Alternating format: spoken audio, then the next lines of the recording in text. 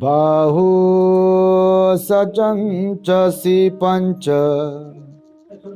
विनयो च सुशिक्षितो सुभाषिताच या वाचा येतं मंगलमुत्तमं।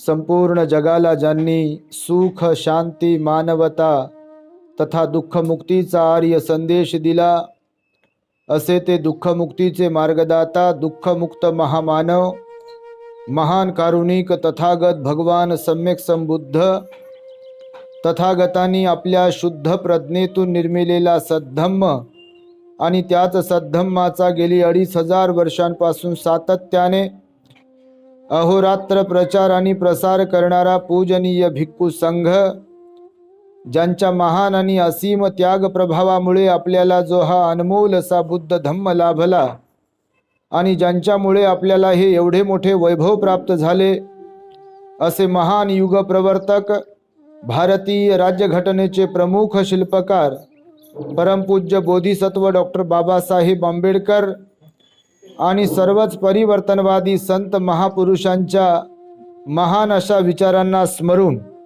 आज या मंगलमय दिनी नांदेड जिल्ह्यातील किनवट तालुक्याच्या ठिकाणी असलेल्या हर्ष निवासाच्या गृहप्रवेशानिमित्त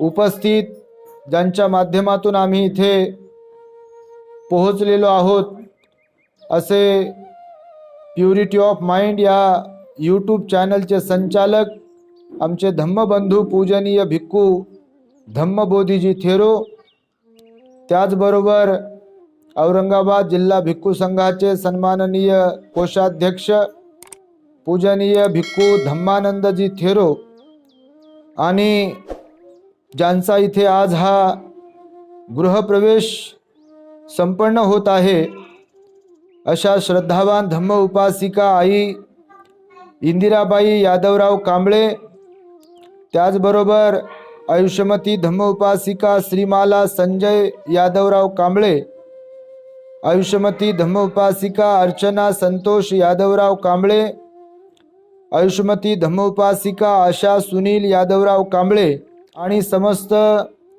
कांबळे परिवार आणि उपस्थित सर्व कांबळे परिवाराचे नातेवाईक, आप्तेष्ट, पाहुणे मंडळी, तुम्हा सर्वांच्या प्रती मंगलमैत्री व्यक्त करतो आणि धम्मदेशनेला प्रारंभ करतो। खरं तर मानवाच्या 3 मूलभूत गरजांपैकी निवारा ही एक गरज आहे। जशी पशु पक्ष्यांना प्राण्यांना घरट्यांची गरज भासते, एवढीशी चिमणी आपलं सुंदर असं आकर्षक घरटं निर्माण करते। वाघ असेल, सिंह असेल किंवा जंगली प्राणी असतील, ते आपापल्या पद्धतीने आपल्या आपल्या सोयीनुसार पावसापासून, उन्हापासून आणि थंडीपासून आपलं संरक्षण व्हावं म्हणून आपली आपली घरटी तयार करत असतात। या जगात सर्वात बुद्धिमान प्राणी म्हणून माणूस आहे आणि म्हणून माणसाने अनादी काळापासून, प्राचीन काळापासून, अश्मयुगापासून आपापल्या बुद्धी कौशल्याचा वापर करून आपली घरं तयार केलेली आहे। फार पूर्वीचा जर माणसांचा विचार केला तर माणसं सुद्धा प्राण्यांसारखे झाडाच्या खाली राहत होते। त्यानंतरच्या कालावधीमध्ये माणसं पर्णकुटी बांधून राहत होते। त्यानंतरचा काळ जर पाहिला तर तुरीच्या तुराठ्या आणि कापसाच्या पराठ्या किंवा ऊसाची पाचट यापासून बनवलेल्या घरामध्ये लोक राहत होते। त्यानंतर विटांची घरं आली मातीमध्ये, त्यानंतर सिमेंट निर्माण झाली, लोखंड निर्माण झालं आणि मग हे कन्स्ट्रक्शन अतिशय सुंदर आणि आकर्षक असं निर्माण केलं गेलं आणि स्लॅबच्या घरामध्ये आज लोक राहत आहे। कुणी फ्लॅटमध्ये राहते तर कुणी स्वतःचा बंगलो तयार करते आणि आपापल्या ऐपतीनुसार, परिस्थितीनुसार लोक आपापली घरं बनवत असतात। आपल्याला पाहिजे तशी घरं लोक बनवतात आणि त्या घराला नावही देतात। काही काही लोक नाव देत नाहीत। घर बांधल्यानंतर कोणी कोणी गृहप्रवेश करतात, कोणी करत नाहीत। कुणी कोणत्या पद्धतीने गृहप्रवेश करतात, कुणी कोणत्या पद्धतीने गृहप्रवेश करतात. कुणाला वाटते लोकांना जेवू घातलं, 4 लोकांना बोलून आहेर वगैरे केले की मग घरभरणी वास्तुशांती वगैरे झाली आपली. पण जे लोक धार्मिक असतात, ज्यांना बुद्ध बाबासाहेबांच्या विचारांचं ज्ञान असते, ॲक्च्युअल मध्ये आपण गृहप्रवेशानिमित्त काय करायला पाहिजे याची समज ज्यांना असते, ते लोक मात्र भिक्षू संघाला, बुद्ध पुत्रांना आपल्या घरी निमंत्रित करतात. सन्मानपूर्वक त्यांना भोजनदान, चिवरदान, परिष्काराचं दान देतात. त्यांच्याकडून आशीर्वाद, मंगलमैत्री म्हणून परित्राण, बुद्ध पूजेचं श्रवण करतात आणि त्यांच्याकडून धम्मदेशना श्रवण करतात.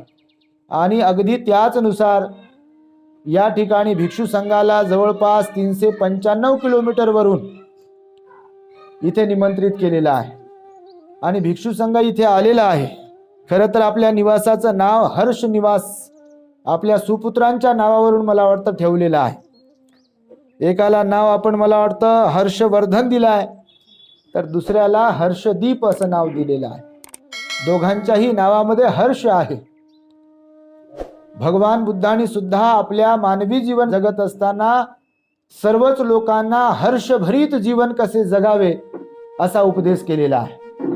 परंतु आज जर लोकांकडे पाहिलं, माणसांचे चेहरे जर आपण पाहिले, तर माणसाकडे धन, दौलत, पैसा ह्या सगळ्या गोष्टी असताना देखील माणसांचे चेहरे असे बारीक असतात.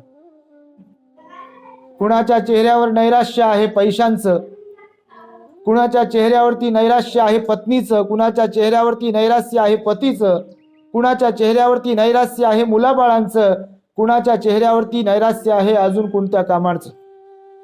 परंतु लोकांकडे जर आपण पाहिलं तर भगवान बुद्ध म्हणतात, प्रत्येक मनुष्याच्या चेहऱ्यावर खरं तर कायमस्वरूपी हर्ष, प्रसन्नता, आनंद दिसायला पाहिजे. कारण आपण मनुष्य आहोत आणि मनुष्य असल्या कारणाने तो जर कधी सदाचारी असेल, संत महापुरुषांच्या, भगवान बुद्धांच्या, बाबासाहेबांच्या मार्गावरती मार्गक्रमण करणारा असेल, तर त्यांच्या चेहऱ्यावरती सदैव हास्य कायम राहू शकते. ते हर्षभरीत जीवन जगू शकतात. आणि म्हणून जेव्हा आपण अशा प्रकारचं एखादं घर निर्माण करत असतो, तेव्हा प्रत्येक व्यक्तीचा एक मानस असतो, त्या कुटुंबाची एक इच्छा असते की आम्हाला या घरामध्ये सुख, शांती, समाधान लाभलं पाहिजे, आमच्या परिवारास निरोगी आयुष्य लाभलं पाहिजे. अनेक लोक गृहप्रवेश करतात आणि कधी कधी काही लोक सुखाने नांदतात, तर कधी काही लोक दुःखाने नांदतात. मी सर्वप्रथम आमच्या भारतीय सैनिकांमध्ये कार्यरत असलेले आमचे कांबळे साहेबांचं खरं तर कौतुक करेल, त्यांचं अभिनंदन करेल की सैनिक हे फार मोठं कार्य करत असतात, खूप मोठी सेवा देत असतात. आपण विचारही करू शकत नाही, तारेवरची एक कसरत असते त्यांची. तिकडे सीमेवरती ते तैनात असल्यामुळे संपूर्ण देश सुरक्षित असतो. म्हणून या देशामध्ये सर्वोत्तम कार्य जर कुणाचं असेल आध्यात्मिक भागाला सोडून, तर ते फक्त मिलिटरी मॅनचं आहे. आणि त्यामुळे प्रथमतः मी कांबळे साहेबांचं दोन्हीही अर्थाने अभिनंदन करेल आणि त्यांना पुढील वाटचालीसाठी शुभेच्छा सुद्धा देईल. कारण फार कमी काळामध्ये स्वतःचं घर त्यांनी निर्माण केलं आहे. आम्ही पाहतो लोकांकडे, लोक इकडे तिकडे लक्ष देणारे, नको नको त्या उचापात्या करणारे, लोक कसे वागतात, लोकांनी कसं वागावं, लोकांनी काय करावं काय नाही करावं असे शहाणपण शिकवणारे आणि नाक मुरडणारे लोक फार जास्त आहे. हालाकी स्वतः काही कमवलेलं नसते, स्वतःचं घर नीट बनवता आलेलं नसते, परंतु काही लोक मात्र फार पुण्यवान असतात की त्यांना फार कमी वयामध्ये, कमी काळामध्ये यश प्राप्त होत असते. यश प्राप्त करून घेता आलं पाहिजे आणि यश प्राप्त करण्यासाठी आपल्याकडे दीर्घोद्योगीपणा असायला पाहिजे, जिद्द असायला पाहिजे, चिकाटी असायला पाहिजे. भगवान म्हणतात, बाबासाहेब म्हणतात, आपण गरिबीत जन्माला आलो ठीक आहे, पण गरिबीत मेलो नाही पाहिजे. कारण माणूस आहोत, हातपाय हलवता आले पाहिजे, काम करता आलं पाहिजे, रिकाम बसलो नाही पाहिजे. जे मेहनत करू शकतात, जे काम करू शकतात, जे जिद्दी असतात, जे आपल्या बुद्धी कौशल्याचा वापर करू शकतात, त्यांच्याच वाट्याला यश येत असते. आणि म्हणून एवढ्या कमी काळामध्ये मला वाटतं कांबळे परिवाराला हे सुंदर असं यश प्राप्त झालेलं आहे. अतिशय सुंदर असं घर आम्ही पाहिलं तेव्हा आम्हाला आनंद झाला. सगळ्या सुविधांनी युक्त असं आपण घर निर्माण केलंय. निश्चितपणे आज या निमित्ताने जे काही तुम्ही पुण्यकर्म करीत आहात, आतापर्यंत तुम्ही जे काही म्हणून पुण्यकर्म केलेलं आहे, या पुण्याच्या प्रतापाने तुम्हाला कायम सुख शांती तुमच्या परिवारामध्ये नांदत राहील. खरं तर घरामध्ये राहत असताना प्रत्येक व्यक्तीची, प्रत्येक कुटुंबाची इच्छा असते की आम्हाला सुख शांती नांदली पाहिजे आमच्या घरामध्ये. पण सगळ्यांच्याच इच्छा काही पूर्ण होत नाहीत. कारण भगवान म्हणतात आपोआप काहीच मिळत नाही. ना कुणाला सुख आपोआप मिळते, ना कुणाला दुःख इथे आपोआप मिळते. आपण फार शिकलेलो आहोत म्हणून आपल्याला सुख शांती मिळेल असा काही संबंध नाही आहे. आपण फार शिकलेलो आहोत, फार श्रीमंत आहोत म्हणून आपल्याला सुख शांती मिळेल असा काही विषय नाही आहे. सुख शांतीचा आणि सदाचाराचा संबंध आहे. आपलं मन जर निर्मळ असेल, आपला स्वभाव जर चांगला असेल, तर निश्चितपणे आपण जिथे कुठे राहू तिथे सुख शांती नांदत असते. परंतु एखाद्या मोठ्या घरात जरी राहत असेल, परंतु त्या घरात राहत असताना नवरा बायकोचं पटत नसेल, मुलांवरती आपलं लक्ष नसेल, आई वडिलांची आपल्या त्या घरात आपण सेवा करत नसेल, तर भगवान म्हणतात आपल्याला तिथे सगळ्या गोष्टी जरी भौतिकदृष्ट्या असल्या तरी सुख शांती प्राप्त होऊ शकत नाही. कारण आपण मनुष्य म्हणून आपल्या अवतीभोवती आपल्या स्वभावानुसार, आचरणानुसार दोन प्रकारची एनर्जी क्रिएट करत असतो. दोन प्रकारची ऊर्जा आपण निर्माण करत असतो आपल्या अवतीभोवती. आपल्या स्वभावातून, आपल्या आचरणातून दोन प्रकारची ऊर्जा प्राप्त होत असते. एक तर सकारात्मक ऊर्जा प्राप्त होत असते, निर्माण होत असते, आणि दुसरी नकारात्मक ऊर्जा प्राप्त होत असते. बघा, काही काही घरामध्ये गेल्यानंतर बघा असं भक्कास वाटते. घर तर मोठं असते पण असं करमत नाही तिथे. तुम्हाला कधी अनुभव आला असेल बघा. तुम्ही घर मोठं असते पण करमत नाही तिथे, असं बसावं वाटत नाही, थांबावं वाटत नाही. आणि कधी कधी काही काही ठिकाणी घरं छोटी असतात पण माणसं जर त्या घरातली प्रेमळ असतील, मनमिळावू असतील, खाऊ पिऊ घालणारे असतील, चहाचा आग्रह धरणारे असतील, जेवणाचा आग्रह धरणारे असतील, नाही का, प्रेमाची बोल बोलणारे असतील, तर तिथे मात्र वातावरण अतिशय प्रसन्न वातावरण असते. मग तिथे घंटाभर, 2 घंटे असं लोकांना आलेल्या थांबावं असं वाटते. बघ, असे घर पहिल्या काळात होते. झोपड्या होत्या, मातीचे घर होते, पण त्या घरातले माणसं चांगले असल्यामुळे घरामध्ये प्रसन्न वाटायचं. बघा, घर भरून लागायचं. नातू पुतू, लेकी, लेकीचे लेकर, पोरगा पोराचे लेकर, पोराच्या पोराचे लेकर जरी आले तर ते आजी माजी असायची, आजी बाबा जे असायचे ते थकायचे नाही, प्रसन्न राहायचे. तुम्हाला जर कधी आठवत असेल तर बघा तुम्ही आपलं बालपण, अतिशय लोक फ्रेश आणि एकदम प्रसन्न होते त्या काळातले. आता मात्र तसं वातावरण नाही आहे. माणसं माणसांना सहन होत नाहीत, माणसं माणसांना सहन करत नाहीत. कारण माणसांमध्ये इगो, अहंकार वाढलेला आहे. मग तो ज्ञानाचा अहंकारही असू शकतो आणि श्रीमंतीचाही अहंकार असू शकतो. आणि ज्यांच्याकडे अहंकार असतो, विद्वत्तेचा असेल, ज्ञानाचा असेल, श्रीमंतीचा असेल, तिथे प्रेम, आपुलकी, जिव्हाळा राहत नाही. जिथे अहंकार आहे, जिथे ईर्ष्या आहे, जिथे द्वेष आहे, जिथे राग आहे, तिथे प्रेम कसं राहील? तिथे आपुलकी कशी राहील? तिथे प्रेम राहत नाही, आपुलकी राहत नाही, जिव्हाळा राहत नाही. आणि जिथे प्रेम, आपुलकी, जिव्हाळा नाही आहे तिथे सुख शांती नाही आहे. आणि म्हणून आपण ज्या घरामध्ये राहत असतो तिथे काही गोष्टी आपण आचरणिक दृष्ट्या पाळल्या पाहिजे. जसं की आता आपण भगवान बुद्धांच्या मूर्तीची पूजा करत आहोत, बाबासाहेबांच्या फोटोची पूजा करीत आहोत. निश्चितपणे आपण ज्या घरामध्ये राहत असतो तिथे दररोज आणि दररोज 5-10 मिनिटासाठी, 15 मिनिटासाठी का होईना, सकाळी उठल्यानंतर मेडिटेशन, ध्यान केलं पाहिजे. यूट्यूबवरती बघा भंतेजी आमचे शिकवतात, ध्यान शिकवतात. गुगल, मोबाईल, प्रत्येकाकडे अँड्रॉइड फोन आहे. आता तुम्ही जर कधी त्याच्यावरती टाकलं की 10 मिनिटांसाठीचं meditation for 10 minutes, meditation for 20 minutes, जे काही समजा आपल्याला जेवढा वेळ बसणं शक्य असेल तेवढ्या वेळाचं मोबाईलवरती जर आपण मेडिटेशन लावलं आणि सकाळी उठल्याबरोबर आपल्या श्वासाकडे आपण लक्ष केंद्रित केलं तर आपलं मन एकाग्र होते. आणि एकाग्र मनातून मग आपण जर मंगलमैत्री केली सगळ्या प्राणी मात्रांच्या प्रती, तर ऑटोमॅटिकली आपण सकारात्मक ऊर्जा क्रिएट करत असतो. आणि ज्या घरामध्ये सकारात्मक ऊर्जा असते तिथे सुख शांती नांदू शकते. आणि त्यामुळे सकाळी उठल्यानंतर आपण थोडंसं ध्यान केलं पाहिजे, थोडी मंगल मैत्री केली पाहिजे आणि आंघोळ वगैरे करून भगवान बुद्धाच्या प्रतिमेसमोर एखादी अगरबत्ती, एखादी मेणबत्ती, एखादं फूल ठेवून परिवाराला बोलावून 2-3 मिनिटाचीच का होईना वंदना केली पाहिजे रोज. आणि एकमेकांशी प्रेमाने वागलं पाहिजे, एकमेकांशी प्रेमाने बोललं पाहिजे, एकमेकांचा आदर केला पाहिजे, मुलांना चांगले संस्कार दिले पाहिजे, मुलांना घडवलं पाहिजे. शिक्षणावरती जसं फोकस करतो, लक्ष केंद्रित करतो, तसं त्यांच्या स्वभावावरती सुद्धा आपण लक्ष केंद्रित केलं पाहिजे. केवळ शिक्षणच महत्वाचं नाही आहे, तर शिक्षणाबरोबर संस्कारही महत्वाचे आहे लेकरं घडवण्यासाठी, कुटुंब घडवण्यासाठी. आणि म्हणून घर सुख शांती, खरं तर घर सुख शांती देत नाही. बऱ्याचदा असं होते की वास्तू शांती आहे असं आपण कधी कधी लोकांना सांगत असतो, आमची वास्तू शांती आहे किंवा आमच्याकडे वास्तू शांती आहे. हकीकतमध्ये वास्तू शांती नसते. हा गृहप्रवेश आहे, हा गृहप्रवेश आहे, वास्तू शांती नाही आहे. वास्तू शांती शब्दाचा जर विग्रह केला व्याकरणिक दृष्ट्या तर वास्तू अधिक शांती म्हणजे वास्तूला शांत करण्यासाठी केली जाणारी पूजा, त्याला वास्तू शांती म्हणतात.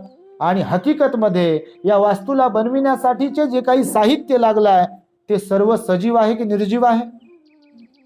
निर्जीव आहे. वीट सजीव आहे की निर्जीव आहे?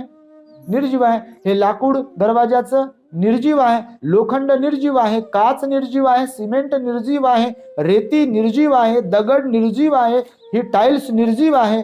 ज्या ज्या म्हणून काही वस्तू साहित्य स्वरूपामध्ये या घर बनवण्यासाठी लागल्या त्या एकंदरीत सगळ्या साहित्य वस्तू निर्जीव आहेत. आणि भगवान म्हणतात की या जगामध्ये जे जे म्हणून काही निर्जीव आहे ते स्वभावतः शांत आहे. त्याला शांत करण्यासाठीची आवश्यकता नाही आहे, कारण ते स्वभावतः शांत आहे. जशी भगवंताची मूर्ती आहे, सजीव आहे की निर्जीव आहे? निर्जीव आहे. हे बाबासाहेबांचा फोटो, भगवंताचा फोटो निर्जीव आहे. जोपर्यंत कांबळे साहेब, कांबळे ताई, हर्षदीप किंवा हर्षवर्धन या फोटोची जागा स्वतःहून हलवणार नाही तोपर्यंत हलतील का फोटो? जागा सोडतील का? भगवान म्हणाले दगड, माती, रेती, कापड, कागद ह्या ज्या काही निर्जीव वस्तू असतात त्या स्वभावतः शांत असतात. कारण काय? तर त्या निर्जीव असतात, त्यामध्ये जीव नसतो. पण निर्जीव वास्तूच्या सहाय्याने त्या घरात राहणारी जी माणसं असतात ती निर्जीव असतात की सजीव असतात? ती सजीव असतात. आणि भगवान म्हणाले मग या पृथ्वी तलावरती, या धरतीवरती, या सृष्टीमध्ये जे जे म्हणून काही सजीव प्राणी आहेत खरं तर ते अशांत आहेत. प्रत्येक व्यक्ती इथे अशांत आहे, बेचैन आहे, व्याकुळ आहे, परेशान आहे. एका जागी शरीर तर बसलेलं असते पण मन मात्र इकडे तिकडे भटकत राहते. आणि एकाच अवस्थेत मन कायम स्वरूपी राहत नाही माणसांचं. घडीतच हसते आणि घडीतच रडते, थोडंसं चांगलं बोलते लगेच रागावते. हे माणसांचा स्वभाव, हे माणसांच्या मनाची जी अवस्था आहे, भगवान म्हणाले आपल्या दुःखाला तीच कारणीभूत आहे. आणि म्हणून या घराला बनविण्यासाठीच्या ज्या काही वस्तू आहेत त्या ना तुम्हाला सुख देऊ शकतात ना तुम्हाला दुःख देऊ शकतात. कारण हा एंट्रन्सचा दरवाजा तुम्हाला कधी असं म्हणू शकला नसेल इथे त्याला सेट करताना की कांबळे साहेब मला इथे नका लावू, जरा किचनच्या तिथे मला लावा, किचन मध्ये काय शिजते काय बनते ते मला जरा पाहण्यासाठी. ही जी एंट्रन्सला लावलेली विंडो आहे, खिडकी आहे, ही अशी कधीतरी बोलेल का कुणाला की इथे नका लावू, मला किचन मध्ये बेडरूम मध्ये वगैरे लावा म्हणून? घराला लागलेल्या ज्या काही वस्तू आहेत सिमेंट रेतीच्या माध्यमातल्या त्या कोणत्याही वस्तू बांधकाम करताना आपल्याला असं म्हणू शकत नाहीत की मला हॉलमध्ये नको, मला बेडरूम मध्ये किंवा किचन मध्ये किंवा किचन मधल्या हॉलमध्ये असं बोलू शकत नाही, कारण त्या निर्जीव आहे. आणि म्हणून घर हे निर्जीव आहे पण त्या घरात राहणारी जी माणसं आहेत ती सजीव आहेत. आणि म्हणून ज्या घरामध्ये एकमेकांच्या प्रती, वडीलधारांच्या प्रती आदर, प्रेम, आपुलकी, जिव्हाळा, दया, करुणा, परोपकाराची भावना असते ज्या घरामध्ये, त्या घरामध्ये सदैव सुख शांती नांदत असते. परंतु ज्या घरामध्ये सुख शांती नांदण्यासाठी ह्या सगळ्या गोष्टींचा वापर केला जात नसेल तर मनुष्य सुखी जीवन जगू शकत नाही. आणि त्यामुळे तुम्हाला या निमित्ताने मी सांगतो आहे की आपल्या घरामध्ये आपण सुखशांतीसाठी धार्मिकता जपावी. आपल्या घरातून पहिली गोष्ट तर हिंसेचं कर्म घडलं नाही पाहिजे. दुसरी गोष्ट आपल्या घरातून चोरीचं कर्म घडलं नाही पाहिजे घरातल्या माणसांकडून. हिंसेचं कर्म घडलं नाही पाहिजे, चोरीचं कर्म घडलं नाही पाहिजे, व्याभिचाराचं कर्म घडलं नाही पाहिजे, खोटं बोलण्याचं कर्म घडलं नाही पाहिजे, चहाडी चुगली करण्याचं कर्म घडलं नाही पाहिजे, शिवीगाळीचं कर्म घडलं नाही पाहिजे, व्यर्थ बडबड करण्याचं कर्म घडलं नाही पाहिजे, रागाची भाषा वापरली नाही पाहिजे, दारू गांजा बिडी तंबाखूचं सेवन घरातल्या माणसांकडून झालं नाही पाहिजे, दर आठवड्याला अष्टशिलाचं पालन आपल्याकडून झालं पाहिजे, दररोज बाबासाहेबांनी भगवान बुद्धांनी सांगितलेल्या पंचशिलेचं पालन आपल्याकडून झालं पाहिजे. ज्या घरामध्ये पंचशील पालन केल्या जाईल, ज्या घरामध्ये हे मी जी सांगितली मनोप्रवृत्ती, त्या मनोप्रवृत्तीप्रमाणे लोक वागतील राहतील, त्या घरामध्ये सुखच सुख आहे. अन्यथा लोकांना सुख प्राप्त होत नाही. लोक परेशान आहेत. मी आताच सांगितलं बघा, लोकांकडे सगळ्या गोष्टी आहेत पण मनशांती नाही आहे, सुख नाही आहे, लोक स्थिर नाही आहेत. आणि त्यामुळे आपल्या मनाला आपण स्थिर करण्यासाठी भगवान बुद्धांनी सांगितलेलं दान पुण्य करत राहावं, शील पालन करत राहावं आणि ध्यान करत राहावं. घरामध्ये पॉझिटिव्ह एनर्जी क्रिएट करण्यासाठी, मनाच्या शांतीसाठी, समाधानासाठी आपल्याकडे भगवान बुद्धांचा उपदेश अंगीकारला गेला पाहिजे. भगवान बुद्ध म्हणतात, हे मानव जीवन जगत असताना खरं तर आपल्याकडे समाधान असायला पाहिजे. भगवंताला एकदा विचारलं एक जणाने की भगवान, सर्वात मोठं धन कोणतं आहे मनुष्य प्राण्यासाठी? सर्वात मोठं धन मनुष्य प्राण्यासाठी सर्वात मोठं धन कोणतं आहे? तर भगवान बुद्ध म्हणाले, संतुष्टी परमं धन. संतुष्टी म्हणजे संतोष, समाधान. भगवंत म्हणतात, समाधानासारखं कोणतं धन नाही. आपल्याकडे समाधान असलं पाहिजे, पण लोकांकडे समाधान नाही आहे. जर तुम्ही पाहिलं तर बघा, तुम्ही स्वतःला विचारून, आपल्याकडे जे जे म्हणून काही येते आपण त्यात समाधानी नसतो. आपलं लक्ष दुसऱ्या ठिकाणी असते. गावाकडे बघा, पंक्ती बसतात जेवायला, लग्नामध्ये वगैरे कोणत्या कार्यक्रमात पंक्ती बसतात की नाही, वाढेकरी तोच असते. जो दुसऱ्याला आजूबाजूच्याला वाढणारा असते तेच वाढेकरी आपल्याला वाढते. स्वयंपाकी तेच असते. ज्यांना बाकीच्यांना जेवण वाढल्या जाते ते जेवण बनवलेलं, आपलं जेवण बनवलेलं एकच स्वयंपाकी असते. ज्याने कार्यक्रमाला बोलवलंय, जेवायला बोलवलंय, तो जेवण देणाराही तोच असतो. आपण जेव्हा पंक्तीत बसतो तेव्हा ताट आपल्याही समोर असते आणि आपल्या आजूबाजूच्या लोकांसमोर सुद्धा असते, पण आपण आपल्या ताटाकडे लक्ष कमी देतो आणि दुसऱ्यांच्या ताटाकडे जास्त लक्ष देतो. बघ, म्हणजे नॅचरल भाव आहे लोकांचा स्वभाव, लोक स्वभाव. भगवान बुद्ध म्हणाले की जे लोक मनाने समाधानी असतात ते लोक सुखी राहू शकतात. जे लोक मनाने समाधानी राहू शकतात ते लोक आनंदाने राहू शकतात. परंतु जे लोक बहिर्मुखी असतात, इतरांकडे लक्ष देणारे, भगवान म्हणाले ते सुखी राहू शकत नाही. आणि म्हणून आपल्याला अंतर्मुखी बनता आलं पाहिजे, समाधानाने जीवन जगता आलं पाहिजे, आपल्या ताटात आपल्याला लक्ष देता आलं पाहिजे. दुसऱ्यांच्या ताटाकडे जेवढं लक्ष दिलं तेवढं आपलं आपल्या जेवणावर, आपल्या ताटावर लक्ष राहत नाही. मग आपण किती खातोय आणि किती खात नाही हे आपल्या लक्षात राहत नाही आणि त्याचा दुष्परिणाम मग आपल्याला भोगावा लागतो. आणि म्हणून भगवान बुद्धांनी सांगितलेले जे काही उपदेश आहेत ते अत्यंत महत्त्वाचे उपदेश आहेत. भगवंताच्या काळामध्ये अनेक लोकांना भगवंतांनी सुंदर असे उपदेश केलेले आहेत. तेव्हा गृहप्रवेशानिमित्त आपण जे काही भिक्खू संघाला इथे बोलवून जो काही सन्मान केलेला आहे, जे काही दानपुण्य करत आहात, या संपूर्ण दानपुण्याच्या प्रतापाने तुम्हा सर्व परिवाराला सुख शांतीचं मिळेल. कारण तुम्ही धार्मिक आहात, बुद्ध बाबासाहेबांच्या विचारांप्रमाणे वागणार आहात. आणि आता जसं हे घर घेतलाय तशी अजूनही तुमची फार चांगली प्रगती व्हावी, तुमचा सर्वांगीण विकास व्हावा आणि तुमच्या घरामध्ये बुद्ध बाबासाहेबांच्या विचारानुसार सर्वांना आचरण करण्याची मनोप्रवृत्ती तुम्हा सर्वांच्या मध्ये निर्माण होईल, अशी एक अपेक्षा तुम्हा सर्वांकडून व्यक्त करतो. आणि जे काही पुण्य आपण संपादन केला या निमित्ताने, या पुण्याच्या प्रतापाने, बुद्ध धम्म आणि संघाच्या अनुकंपेने तुम्हा सर्व परिवारास सुख शांती समाधान आयुष्य आरोग्य आणि बल प्राप्त व्हावे, अशी मंगल आणि उदात्त कामना व्यक्त करून मी माझ्या शब्दांना इथे पूर्ण विराम देतो. भवतु सब्ब मंगलम, भवतु सब्ब मंगलम, भवतु सब्ब मंगलम.